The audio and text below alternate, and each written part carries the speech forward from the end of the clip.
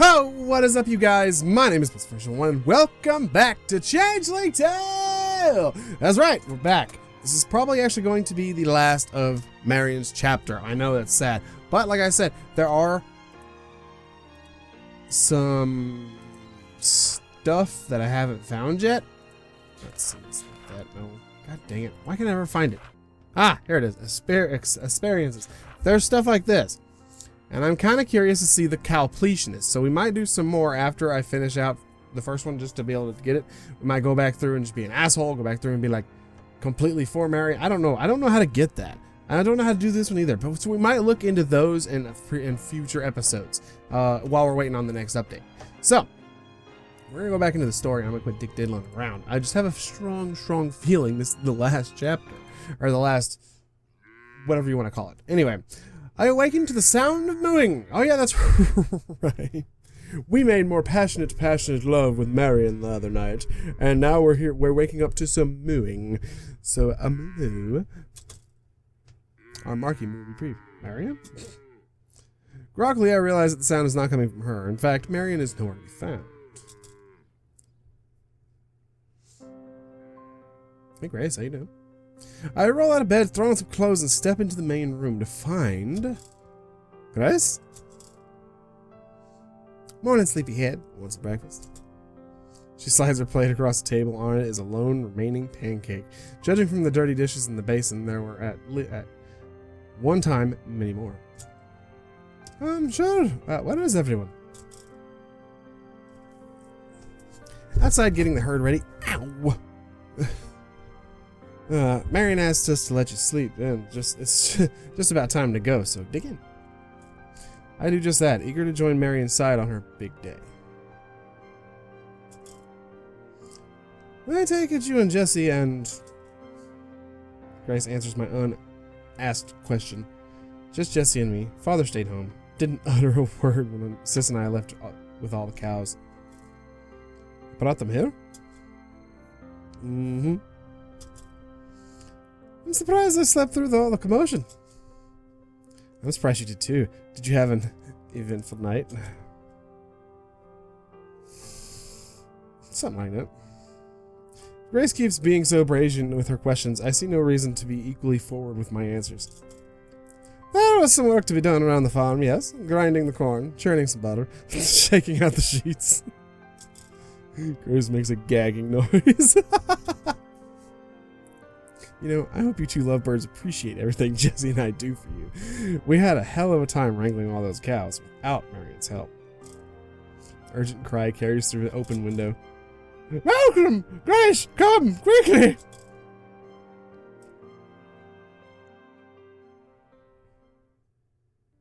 Just happened. What is it? Are you alright? The morning is thick with fog. Gran is in a state. I'm just dandy, thank you. It's poor Marion who's gone rage. She's left without us. As in, left for the parade? Just so! She took her cows and disappeared into the fog, and these stubby legs of mine couldn't keep up. I look for Gran and Jesse to make some sense of the situation. Aye, with all the fawning over her dress, her makeup, her herd, I think Marion was feeling a bit overwhelmed. She doesn't want us with her? I think we all can't help but feel that we've let Marion down somehow. Marion told me she'd see us in town. I think she wants to... To what? To take the bull by the horns? These are horrible with the cow puns, but I love it. We all wince, even Jessie at her own words, and she continues. This is Marion's moment. Come what may, I told her she doesn't have to march in the parade alone, but I think she wants to. Nonsense! Malcolm! Ready Hazel and load me onto the cart. We'll head her off at the pass! What pass? Gran, if Marion took her herd through the fields, we'll have a hard time finding them in this fog. Why don't we just do as she says and meet her in town? Or where the procession begins? Gran still seems skeptical, and I also have my concerns, but Jesse is right. This is Marion's time to shine, and Marion's choice to make. Come on, Agnes. I'll ride my bicycle and you, Grace, and Malcolm can ride with Hazel in the cart. We'll get there in good time. And get good seats. All right, fine. Just let me fetch my hat.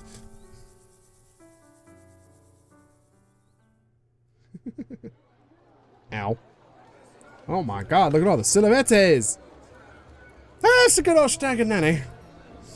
Town Square is even more crowded than the Stag and Nanny on Whiskey Wednesday. We find a place to pull up at the edge of the throng. I don't remember the festival ever being this popular. The Heifer Parade has always been a happy gathering for local families, but this year, it must be the first time the fair has taken place since. Today is not just a celebration of bountiful cows and good harvest to come, then it's to celebrate the family come home, a return to normalcy, of peace. Ah, Gran, I love your hat. Hazel! Hey, how you doing, Hazel? There's joy in the air, and even I can't help but smile as I hitch up Hazel and help Gran up from the cart. The fog has burned off, and the sun warms our skin. Perfect day for a festival. Goodness, I've never seen Ockley Crash so busy. Looks like the whole town's showing. Farmers from miles around have come too. There are so many faces I recognize, and even a few I don't. This may make for a bigger reveal than Marion or any of us expected. What will happen? What will people say? My thoughts are interrupted as the smells and savories and sweets reach our noses. A dozen marketeers peddle pastries, treats, and of course, blocks of cheese! But to pass by. Boy, do I smell rum cake? I am off. No, you don't.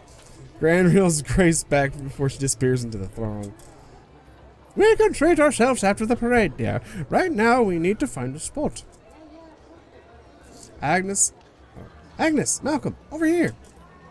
I spy Jessie's red bobbing in the sea of people. She's ridden ahead to claim a position before the parade route, and now I'm glad she did. Oh, make way, make way. Excuse me, old woman, coming through. Sorry, Hazel. This is the place for heifers only. We'll come back in for you as soon as it's over. Hey, wait. Hold up my fucking second. I gotta see something. She's got a horse on her saddle. Huh. You too, girl. Gran may be short, but she's stout as an ox. With ease, she propels us through the crowd where Jessie stands. By some miracle, Jessie has saved us an excellent spot. From here, we'll have a clear view of the whole procession. Nicely done, Jessie. Don't mention it. Nothing that a few flirty smiles couldn't handle. She levels such a smile at me, and ever so briefly, my heart flips. A powerful weapon, indeed. Malcolm, has it started yet? Where are my glasses? Mixed in with the crowd's voices are low moos. Craning my neck to look down the line, I see a great many cows ready to begin their march. Beside them, their owners stand expectantly, young women and girls, farmers' daughters, all, each hoping to be named the Heifer Queen. It won't be long, Gran. Aww. And so we stand and we wait for the parade to begin. Despite all of the unknowns, I hadn't exactly expected to be a spectator. Truth be told, my affairs lately have felt in some way beyond my control. But this is Marion's day, and I'm excited to be here for her. To cheer her on, or even if it is from the sidelines. Blah, blah, blah. I can never speak.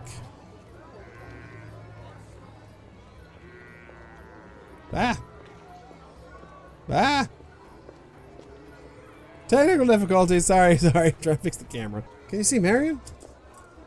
Afraid not. I look again. Ahead of the herd are dozens of little girls too small to lead their own cattle. Each is dressed up in ribbons and flowers in their hair, running about with wild abandon. Ravina Robertson shouts at them, instructing the girls to line up, shortest to tallest. She'd probably have have better luck hurting cats. In front of the whole procession stands Balgar, dressed even more strangely than usual. He eyes the crowd when he spots me and hurries over. Oh god, here we go. Oh my god! Welcome, ladies, you made it! Oh, we wouldn't miss this for the world. Grand's jaws gone slack. Lord have mercy, what are you doing dressed like that, Mr. Bushin? Nice hat. Did you have to wake it from hibernation? Nay, it's an old bearskin from my time in the Highlanders. The parade marshal ought to wear something martial, no? Parade marshal? You? Mr. Teat had to attend some important meeting of the Broom Makers Guild in the Avernus, you see. So they needed a new master of ceremonies. And to lead the Heifer parade, they said, who better than old bull-headed Balgar? What's an on? Oh, what's an on? I can never speak. I'm blowing out my microphone with Balgar's voice. And what of the parade it shall be? By William Wallace's beard. Have you ever seen Acklecrash so full of marketeers? The Stark and Nanny will be full to the brim tonight. Say, Balgar, have you seen Marion? The pub owner pauses a moment to think. No, don't believe I have, come to think of it. Had Marion seen the size of the crowd? If so, she'd had second thoughts? Wow. Jessie didn't see you say your big sister angling for the title of half queen this year. Last I heard. But you might not recognize her. She might be toward the back. Most of the real contenders for the title are at the tail of the... His eyes are drifted over the table where three very primely dressed ladies were seated. The judges, I presume. One is tapping vigorously at her timepiece. Ah, that's McHugh! That's McHugh. Coming to see the luncheon after the procession. I've made some fine fare to share. If it's the recipe of a pub owner is best known for, I make a mental note to stay far, far away. I think I know what he's talking about. Balgar darts back to the center of the road where he picks up a bag he left on the ground. His bagpipes. Not a bagpipes. He huffs and puffs into the instrument, whipping up a good drone with the volume of the crowd drops. Oh god, it's the fishmonger. A drummer falls in behind Balgar. Is that Murdoch who begins tapping to the rhythm? It's starting. Agnes, can you see?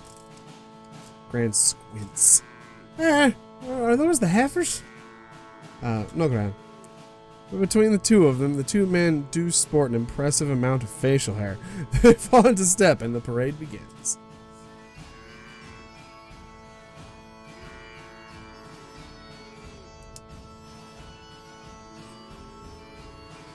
First group to pass by are the gaggle of small girls. They are only slightly less unruly than before. Each has been given a small basket of wildflowers, which they hand out freely to the crowd, as the big bows in their head bob and sway at that. Oh, Malcolm, aren't they just the sweetest? Aye, Gran, they are. While Gran becomes most lost in the spectacle, I've become nervous, and for Marion, how must she be feeling now when the parade's begun? Is she really bringing up the rear? Or after seeing such a crowd, did she decide not to go through with it after all? Look, the girl with the... that girl has horns and a tail, just like Marion. God. Follow Grace's gaze. Sure enough, this girl sports adorable horns made from twisted tin cans and a tail made of thick hemp rope. It's Florrie, unabashed, dressed up as a cow. Ambling about and calling moo, my heart melts. I can't help but to think back to our covert trip into town and the tiny girl's attitudes toward Marion's curious condition, her enthusiasm, and childlike awe. At the time, I was preoccupied by concern, but now, looking back, it was one of the cutest things I'd ever seen. It helps put my mind at ease. I heard this in the soundtrack. I love this song. Florrie proceeds to wander off the path into the crowd as unsupervised kids are wont to do. Out of the corner of my eye, I see Robina shout and run after. It must be so much work watching children. Aye, but it's worth it. Oh boy, here come the heifers. I can smell them before I can see them. The impenimus stars of the heifer parade waddle into views.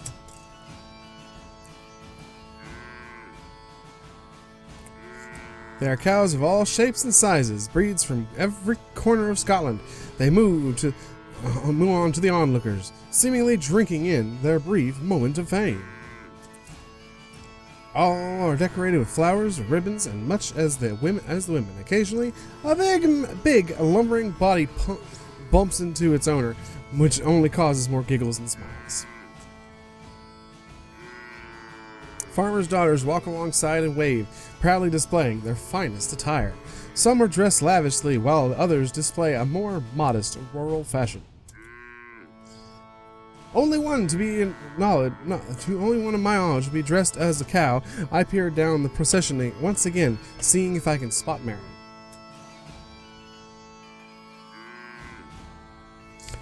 Oh, ha! Here comes Gemma.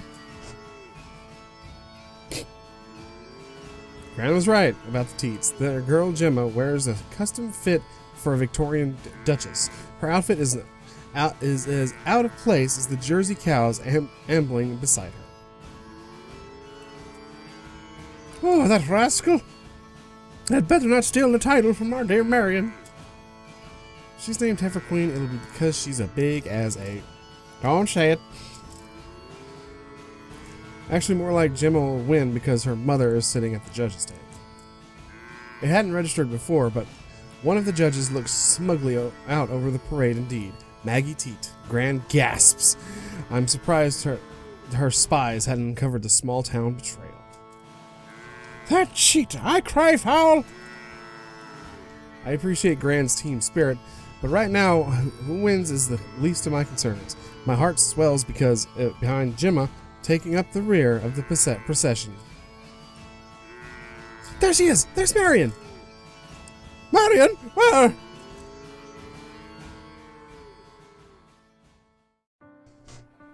Hell yeah! Marion comes into view, leading Fiona and her friends into the town square. I've never seen Marion so happy.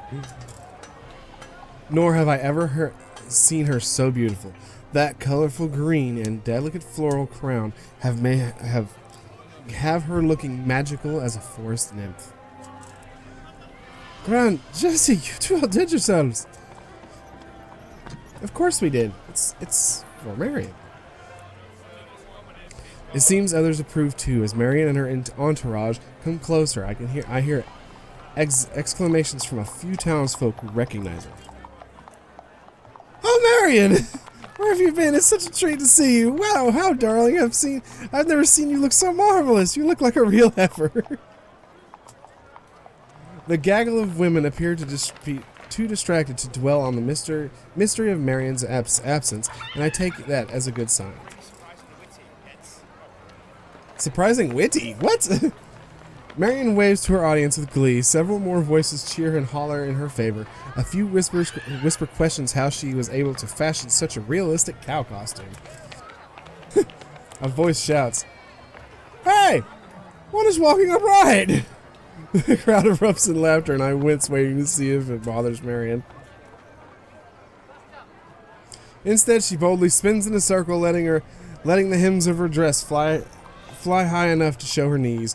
Then she kicks up her heels. If no one wonders when Marion became a cow, they may at least wonder when she gained so much self-confidence. It's amazing!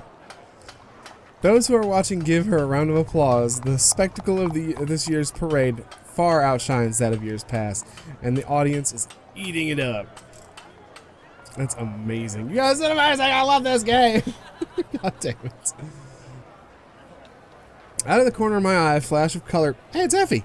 A flash of color catches my attention. It's Effie. Barely visible through the crowd, she looks back, holding my gaze through the sea of people. Effie, who right here at the beginning of things gave me a tiny cowbell, that still hangs around Marion's neck. Effie, who shared with me a furry secret that these two women have in common. The secret Marion is currently revealing to the town right now. I wonder if I would ever see this mysterious girl again. Part of me still feels guilty about treating her the way I did after she opened up. But in a way, I'm not surprised to see Effie here. This confusing, unusual, and magical chapter of our lives comes to a close as another chapter begins. Haha! She gave a little curtsy. She tips her hat to me and walks off behind the stag and nanny. Effie's gone. I want to chase after her to ask 100 questions, or at least to apologize, set things right between us. But a hand lightly touches my shoulder. Malcolm, look!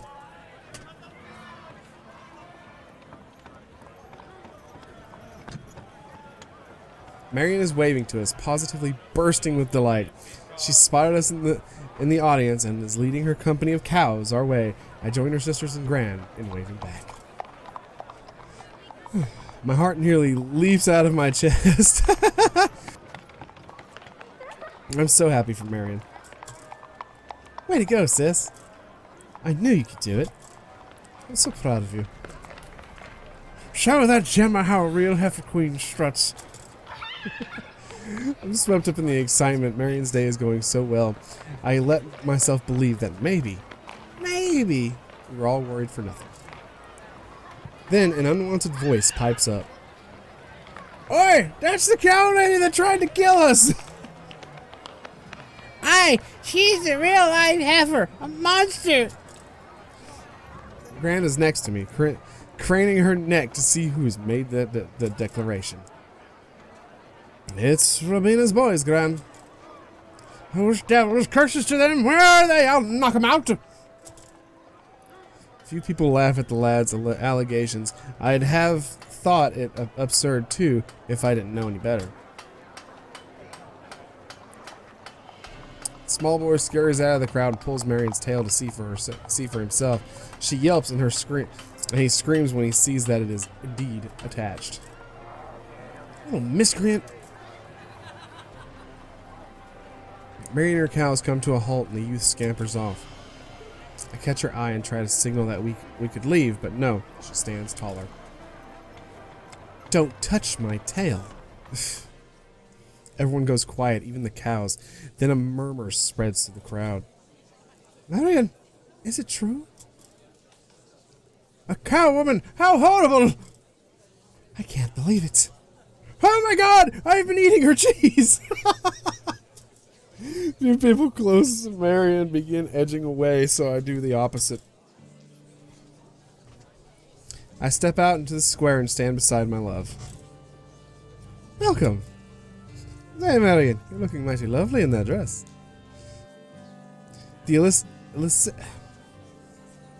That elicits some feminine giggles from the crowd. Marion has a flushed red face through her fur. You didn't think we'd let you hog the spotlight, did you? A cat caller shouts, Hi Jesse, you always be my Heifer Queen. Your dreams, you dunderhead. Panting from the short jog to join us, Gran takes up a position along the flank. Where? I'll hear for you, dearie. Their voice calls out, an old woman. Look who joined her, Mr. Pighead, woman from Dundee. Oh, you watch your tongue. The crowd continues to buzz when the unmistakable ruby-robed individual steps up onto the market cross and addresses them with zeal. Pastor Ted. Who are you? Oh God. Oh God, Pastor Ted. Oh no. What voice did I give Pastor Ted? Oh shit. Worry not, fair townsfolk, about the strange witchcraft before us, for God's light protects us from all manner of devilry and mischief. A woman shrieks. A devil? Witchcraft! Marion is a witch?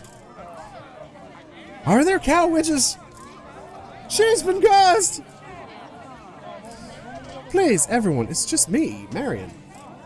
Marion tries to speak, but her words are lost amid the fervor. Then one voice clears the commotion. Leave her be!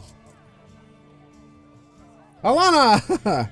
Alana has pushed her way through the pack to us and takes Marion's hoof in her hand. She's no more cursed than you or me. You're one to talk, witch! She's an actual cow! How? How a cow? Don't deny you and your hand in this, Alana! The grumblings grow in volume until Marion cries out. Ow! What happened? Stone. Someone over there threw a stone at me. I look down and see a block of cheese lying where it fell. Gouda? The sound of obnoxious laughter carries over the hubbub.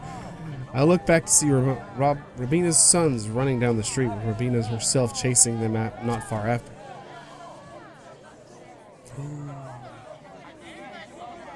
The rascals are stopped in their tracks by an imposing figure, standing alone on the outskirts of town. Father? Decked out in his dress uniform, Owen looks all the more intimidating. He squints at the two miscreants harshly. Hello, Mr. McLeod. Welcome back, Sir McLeod. Get out of my sight. The boys stay frozen in place until their mother catches up to them. She apologizes to Owen profusely before pulling each away by the ear. His path now clear, Owen marches towards us. Marion's sisters and I instinctively tighten our ranks. With every step he takes, the townsfolk closest to him hushes.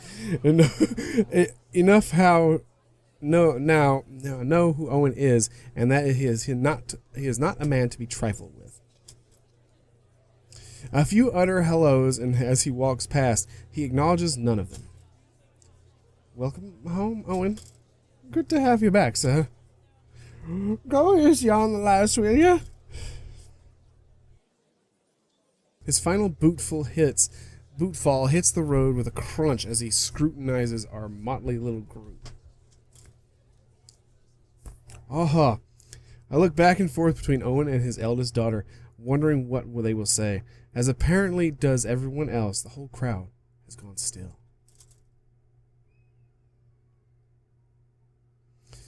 I don't know who you are anymore, Marion.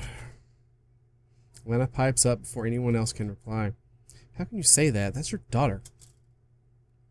They give each other a peculiar look and that says more than I understand. You don't understand, Father. You never could. Marion, you misunderstand me. I'm proud of your tenacity. I'm so used to seeing you quiet, soft-spoken, determined, yes, but never speaking up for yourself. Clearly you found your voice, even if it's a mood. Marion and Owen share a surprised laugh over the absurdity of it all, even as both become misty-eyed. You'll always be my little girl, but I never thought you would turn into such a fighter, such a strong force. I should have known better, though. You're just like your mother. I can actually see Marion melt into a million tears of happiness. Ah! That's a good shot. Owen takes his daughter's cloven hand and presses it to his heart. You live here, Marion, in my heart forever. Oh. Townspeople can maintain their quiet no longer. Their whispers, shouts, accusations, and cheers restores life into the town square. Marion beams with pride. The rest of us exchange knowing looks and step back, giving Marion and her father some much-deserved space.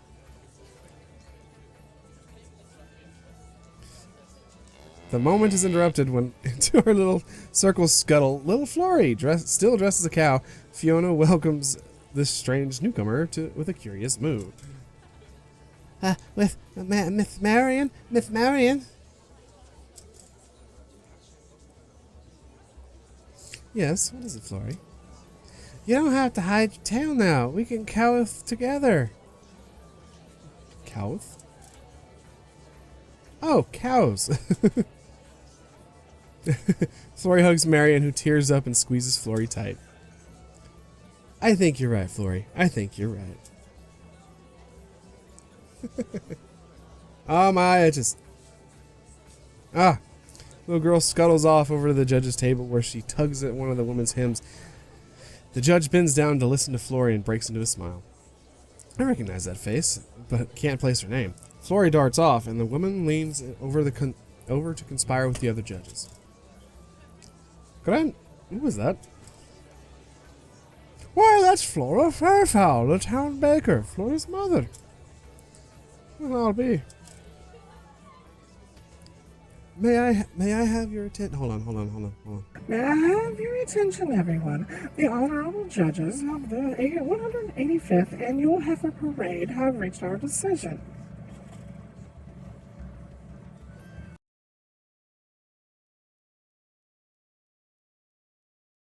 The noise level drops as everyone turns towards the judge's table. Although their ruling may not be the day's biggest revelation, the institution remains respectful.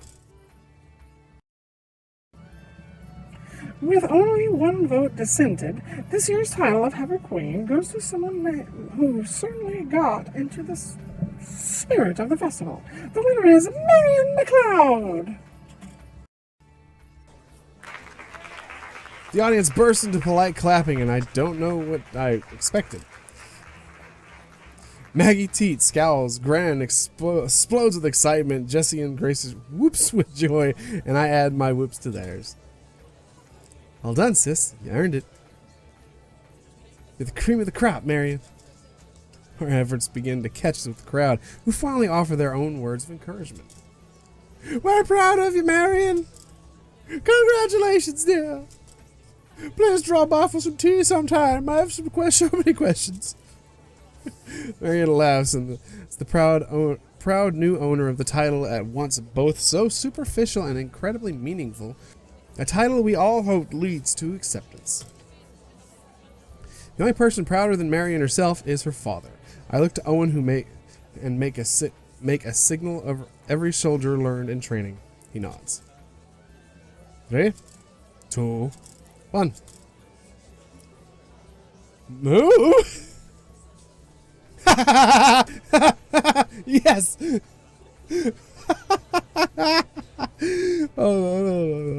With a great lift, we set Marion on our shoulders. The crowd applauds, and I like to think it is as much for our feat of strength as for Aknakraj's newest star. What are you doing? We're finishing the parade. Far down the road, I can just make out Gemma and her jerseys working their way down the route. And we'll have to march quickly for it to catch up. Out of nowhere, Alana has produced her bagpipes. She begins a merry tune, enough to sweep away any lingering concerns in the so-called curses and witchcraft. Seeing their queen atop our shoulders, Fiona and the other cows rally back around us. Jessie, Grace, and Gran close in too. Everyone ready? Let's go! To the sound of Alana's pipes and Marion's laughter, we resume the procession. Marion might have started the parade route alone, but we all finished with her together as a family. That is amazing. Oh, I love it so much. It just goes to show that New Gloss Raven. It just goes to show how much family is acceptance to anything, and just even if it's a certain word like "you're not who I thought you were," it could be completely taken different ways. When we reach the end of the parade route, there's a smattering of people ready with questions for Marion, some angry, some enthralled. The lucky Bogger steps up with his balls. Oh, what's the Bogger's famous Haggis balls? That's it. Nothing beats them, am I right, Alana? I swear I hear a gag like magic. Most of the crowd disperses. Bogger for once looks pleased with himself instead of hurt. No, I pull Bogger aside so the scent doesn't offend our own group too. How do you see my days with all of this? Aye, I'm no Dalton lad. I suspected something was up the moment I saw her downy ears. I know things about magic surrounding this village. Pats my shoulder hard. And we'd all rather see Marion this way and not see her at all. Alana, Grace, Gran, Jesse, Bulgaire, and Owen, the bake shop owner, and her young daughter are all Marion's family, and she is ours. I couldn't agree more. Come on, let's go get some real food. Grace takes off at lunch and is to sample sweets and cordials, and several more of our band follow suit. Real food? What's this supposed to mean, Malcolm? Show these lasses where the real man eats. Reluctantly, I take the offered balls, supposing Bulgaire's earned that much. Every nibble makes me want to retch. There you go, lad.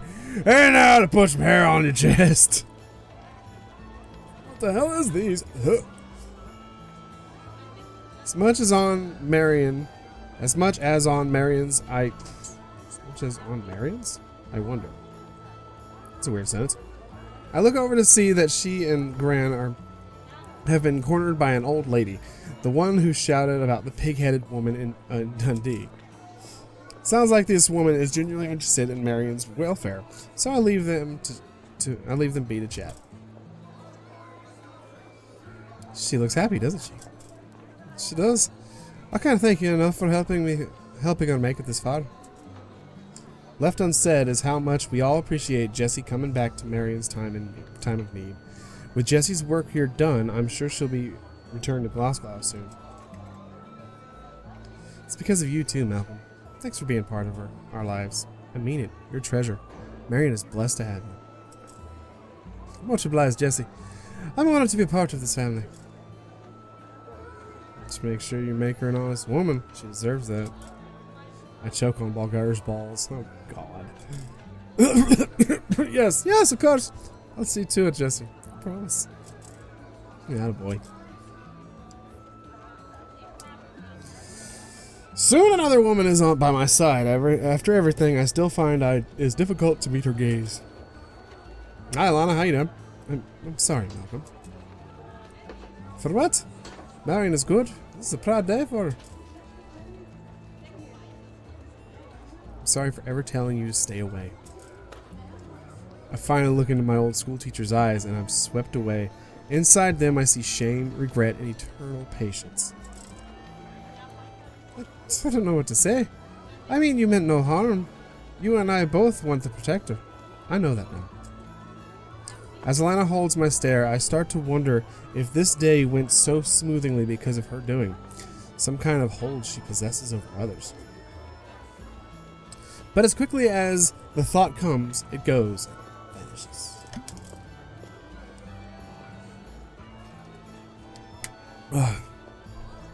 She unlocks her eyes from mine and turns to face the townsfolk. They dine and mingle over lunch as if nothing is out of the ordinary. Stay close, Malcolm. Never be afraid to reach out. Lana wanders off just as Marion finishes her conversation. Hello, dear. Malcolm, are you alright? Oh, I'll be just fine. How about you? What about you? How are you handling the attention? It's exhilarating, maybe a wee bit overwhelming. All in all, I think I can... it just hasn't sunk in yet. As long as you feel comfortable. I don't want to hold you back. Everyone else has already found their way to the luncheon. What do you say? Shall we join them? Are you sure you're comfortable with that? Recall what happened last time we had lunch here? We both laugh. I remember, but I think this time everything will turn out just fine. Oh, this bread is amazing! I'm like a freaking deal from another game or anime or something. Nice! Whoa. How many days? It's like, what, 3 days? Just zoom by 3 days? Rapid succession? Starting to worry, I'll rub a hole in my pocket from the number of times my hand reaches inside to make sure my gift is still there. Malcolm, is there something wrong with your hip? Daddy! I'm just feeling a little chill is all. It's not entirely untrue. The sunlight is warm, but the air has turned cold, hinting at a frosty weather to come. I should have worn a heavier jacket. If only you had a fur coat like me. You certainly picked one of these last days suitable for a picnic. I didn't want to miss out on an opportunity. Plus, something about today just felt right. Oh, what's going to happen? Is he going to do what I think he's going to do? Are we about to do what I think we're going to do? Granted, you will know when the time is right when she'd given me the gift last week on the eve of my grandfather's birthday, where he's still with us. Now it was mine to give, and today had felt right. What is he gonna do? What is it? Ah! We're at the top of the hill and lay out our blanket, as we've done so many times. Here under the alder tree remains our favorite spot. I don't think I've ever seen these trees turn color before. The leaves, they're so pretty now. They're not the only thing that are pretty after they've changed. Oh, stop, Malcolm. We both laugh at what may be the sappiest line I've ever uttered, although inside I'm kicking myself. Crivens, Malcolm. Now's not the time to be corny. But I can't help it. My belly is full of butterflies fluttering as hard as they did when I first told Marion I loved her. I'm not nervous about what she'll say. I just want to always remember her reaction. I want everything to be perfect. I'm blessed. I don't think any other man would have stuck with me through all of these changes. The laughter fades and she smiles at me genuinely. Sappy though my line was, I can tell she knows what I meant. You haven't changed that much. Not on the inside. Not where it counts. Haven't I? Malcolm, you taught me to be a better version of myself. I think that was the magic. Magic can do incredible things, but teaching self-worth isn't one of them. That is true. That is very fucking true. But I'm glad I can help you with that. See that. You're worth the world to me. Aww. Ah, so many thumbnail potentials. We nestle into each other on the quilt, the picnic basket, all but forgotten. It's good enough to be in each other's warm embrace. You know, it feels a bit like when we first lied down under these trees. My breath catches. Marion, are you changing again? Oh, goodness, no. I think those days are finally behind us. She somehow manages to cross her hoof fingers. As excited as the transformations have been, both of us agreed we could use a break. No, I was just remembering how it felt when you took me up here all those nights ago. I'd hoped she would. I wanted us both to look back on when we first began to fall in love. I was in a dark place when Jesse left. You comforted me, made me feel safe, just like you're doing now. Sam, when I returned from overseas, you gave me a reason to carry on. Made me feel like part of the family. She laughs. I gave you more than you bargained for, is what? I gently pull my hand from my pocket and place my arm around her, careful to navigate her horns. That you did. But it's a journey I'm glad to have joined you on. A journey I hope is not yet over. And I guess we're meant for each other. Mm-hmm. Perhaps even meant to be family. That gets her attention. Marion gives me a quizzical look, but I'm too busy scrutinizing her horn. What is it, Malcolm? Is something in my hair? No, it looks like something's on your horn, though. Ah! Ah, he did it! Oh my god! Marion reaches up, fumbling a little with her hooves. They must make it difficult to feel, because at first she doesn't seem to realize what it is. What in the world? How did this get caught on my... When she finally frees it from her horn, there's but a second before I hear a cheerful squeal. No, I can't believe it! I don't think that ring's gonna fit, though. By the time she turns back to me, I've lifted myself onto one knee and facing her. Oh, yeah! With the ring on her hand, I hold her wrist and look at her. I must have such a silly grin on my face. Marion, are you marrying me? Yes! Yes! My boy! My man! My dude!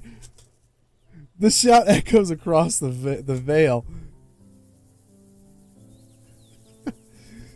She throws herself into me, and I'm encased in her bosom as I fall over backwards. Seeing her so overjoyed sets my heart aglow. I truly don't believe I've ever been happier. A lifetime with Marion McLeod. What did I do to deserve such a blessing? But Malcolm, how will I wear it? Marion holds out her hands, no longer the typical woman with fingers on which to slip a ring. It's fine. You can still wear it. Ah. I help her move her bell pendant and slide the gold ring onto the chain. The dainty emerald stone catches the sunlight as it sways. It's beautiful. Almost as beautiful as the woman wearing it.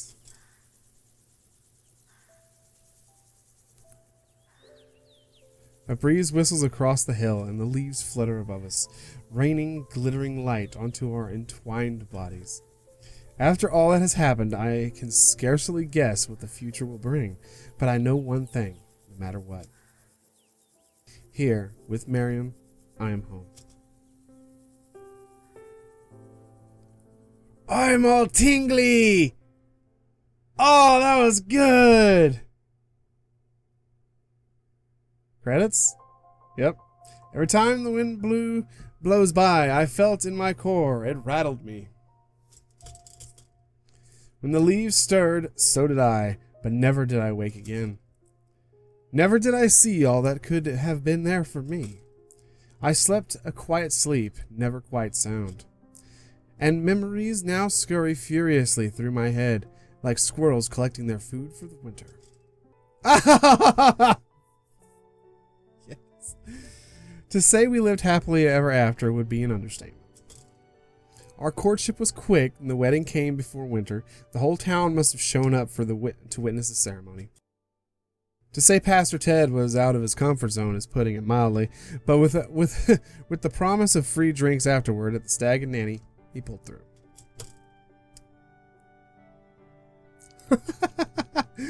Afterwards, Marion moved in officially with Gran and me. We used some of the money gifted to us for the wedding to finally purchase a larger bed. Gran is thrilled to have a new granddaughter in the house. Indeed, she spoils Marion even more than me. As for the McLeods, Owen goes through phases of confusion and frustration, but he makes his way over Sunday dinners after church. His public support of Marion has played a large role in her fitting back into the village. That and Auchnakraj's undying love of magic and gossip and Marion herself.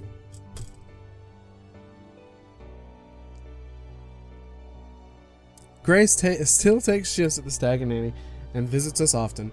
She even became a well-trained cowhand on our farm. Anything to escape her stern father's household, it seems. Ah, and boy, from the haberdashery that started paying her extra attention, though she refuses to make anything of it. Hey, Jesse gave us an autograph. Jesse returned to the city not long after the parade, visiting again only for the wedding. We received letters, and it's a shared dream of mine, Marion's and Grace's, to visit her one day. Ha! Marion made. As for Marion, her work ethic is unstoppable. We've set up a large cheese-making station off the barn, much to Hazel's chagrin. Though she does get a price of curd now and again. Plus, Marion's special fertilizer has been a miracle in our fields. Thanks to burgeoning harvest, we are able to compete with not just the cheesemonger, but the greengrocer too.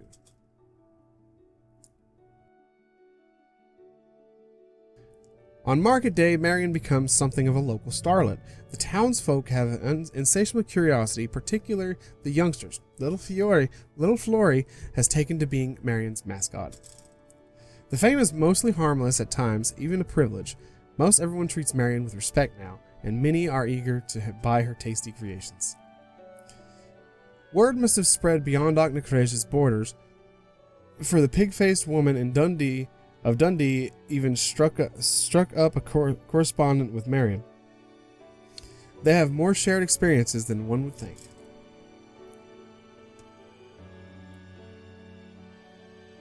Oh, I love it.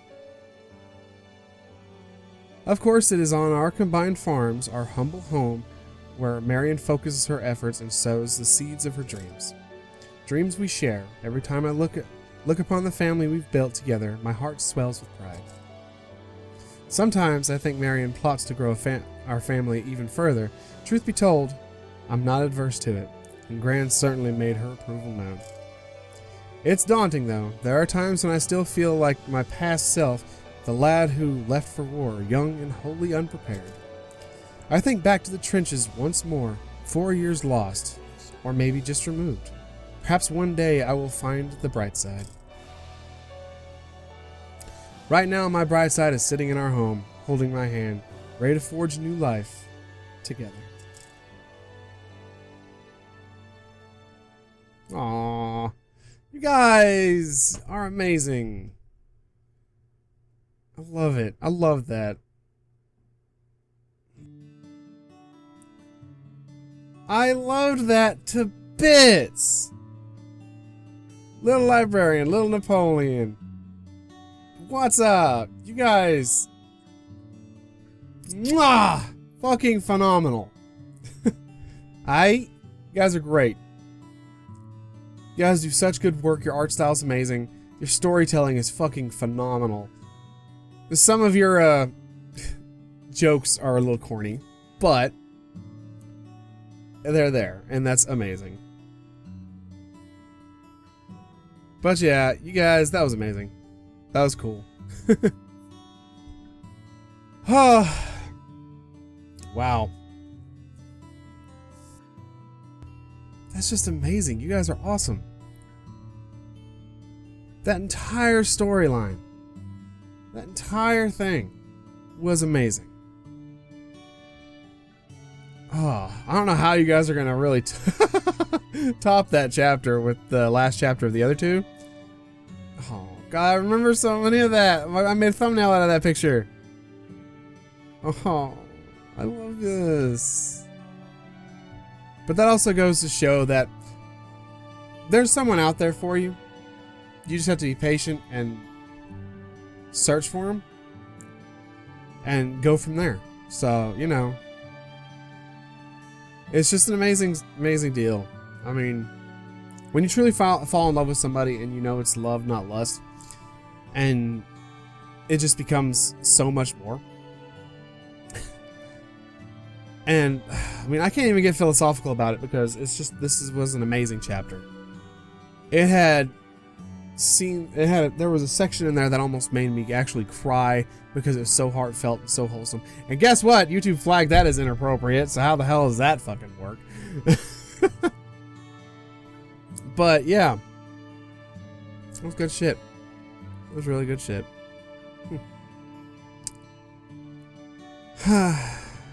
But yes, that was...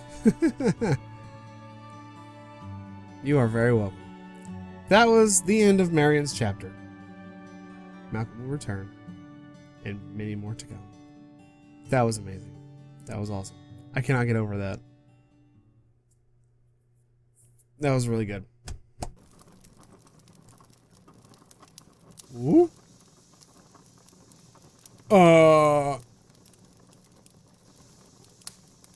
Marion.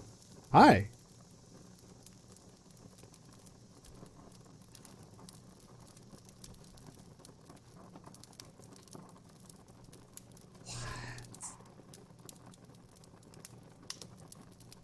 Her needle point's on fucking point for having hooves. She's pregnant. I know that's not just her udders. She's full-blown pregnant right there. And she's knitting a little baby bonnet. Oh. Awesome. And that does it for Changeling Tale again, you guys. Like I say, I might do some more just dicking around. I might actually just turn the adult content off and do a stream of this maybe. I don't know. I haven't decided yet. But wow, I can't wait to see what you guys are going to do for Grace and Jesse. Wow. But as I told you guys, there was one episode left and I was right. That was amazing. That was cool. That was freaking phenomenal.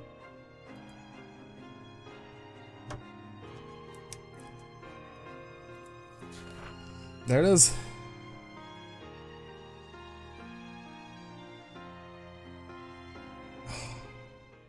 Why did I click on that? Why did I do that? I don't want to do that. That was a complete accident. No. But yes, that's going to do it for this episode of Changeling Tale, you guys. Thank you guys so much for watching.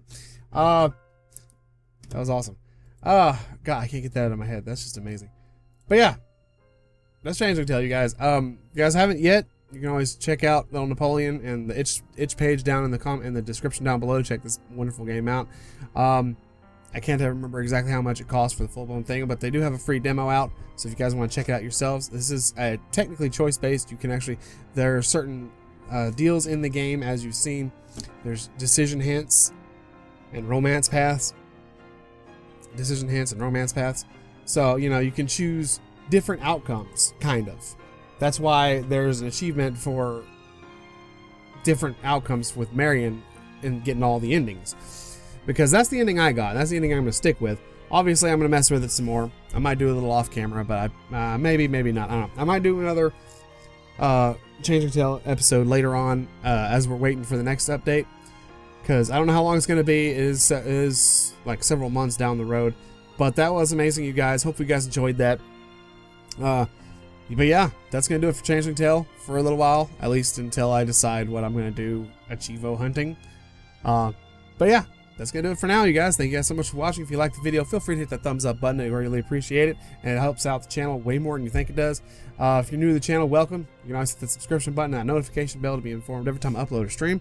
I usually do upload every single day, and I do stream on Thursdays usually. I do miss occasionally, and sometimes I just get too busy and I can't stream. Like the weekend, I didn't get a chance to stream on the weekend because I got too busy. So, it happens. But I usually try and stream on Thursdays. I finished out Quantum Break already. I went to Metro Exodus, or I'm trying to. I don't know. I'm thinking about trying Metro Exodus again. Oh, pardon me. But again, that's all interesting ways of doing things. So that's gonna do it for this episode. Thank you guys so much for watching. And as always, I'll see you in the next one. Hey, and peace, y'all.